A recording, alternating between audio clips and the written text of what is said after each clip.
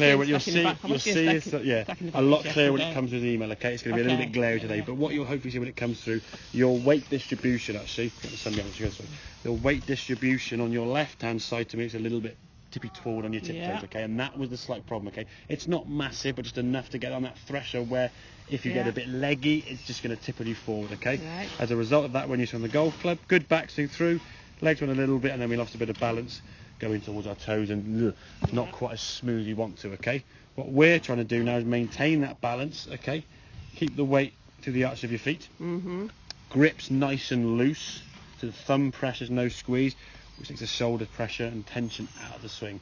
Okay, simple little drill to do there. Swing the club upside down, just get some swish with that club. How much speed can you get? And that's going to be coming from sort of looseness in the arms. If you tense the arm up, there's no speed at all. Okay, so we can loosen up that arm there as the club goes back there now. Taking the club away, perfect, absolutely fine there. Good hinge of the wrist, top of the backswing now in a good position.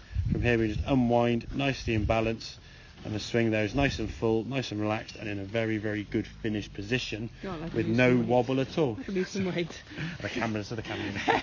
Okay, so the swing wise there, overall, I think it's very, very good. A lot of the stuff we've talked about in the past, there's not, look at the leg action there. It's just, if you sort of zoom in there, you can just see the knees are moving as a result of the hips twisting, which they will do. That sort of the angle of your, sort of where your crease in your t-shirt goes there, that goes back behind you, the hips turning, the knee's going to go, but it's not kind of going and excessively moving. So that for me is a very, very good point. Okay, was this before and after? Was that before then? Yeah, okay. This is the one that I said there's a bit more improved balance and improved setup. This actually wasn't as unbalanced as I thought, to be fair. The one I got from the front side was the one you sort of fell forward, but there was a couple of shots where you did lose a bit of balance and it wasn't quite as smooth.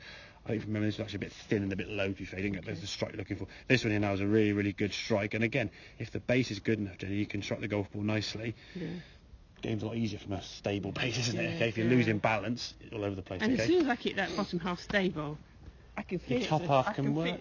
I can feel it's a good contact and it's going further. Exactly. And in terms of the bunkers, I'll put the little notes on the end of this video now. Okay. In terms of bunkers, there's three things to remember. Okay, and it's basically what I call internet. Okay, so www. Okay. Wider stance. Right. Wiggle your feet in. Weight on the left side. And then from there, you just play a normal swing. By wiggling your feet in and getting wider, you've lowered yourself, haven't you? Yeah. So now your normal arc of your swing is going to be under the ball. Right. You haven't then got to try to hit into the sand or hit here, and you can anywhere from 1 to 3 to 4 to 5. www. Wider, wiggle. Wiggle, wide, and weight left. Weight left. So www. All right. Wide, right, left. So wider, wiggle, weight left, or whichever you want to do. Okay. But it gets you in a position where you can basically just slide that club under the golf ball, and the ball then comes down a cushion of sand. And in terms of how much sand to hit, anywhere from 1, 2, 3, 4, 5, 6 inches beyond the golf ball's fine. As long as you're nice and low and wide. If your divot's 8 to 10 to 12 inches long, you can hit 4.5 inches behind the ball, exit 4.5 inches after the ball, and that ball goes. So your strike point's massive, so it makes bunkers a heck of a lot easier. We'll have a look in more detail next lesson if you want to. Up and stop short, would you open your stance and open your club? No, just have to lower your hands. But getting lower and lower, they get more loft with the club face. If you start aiming left with your feet and sliding across it, all your power now is going steeper across the ball. So you have to, it's so hard to get the ball to go anywhere. It's hard. Okay, good stuff.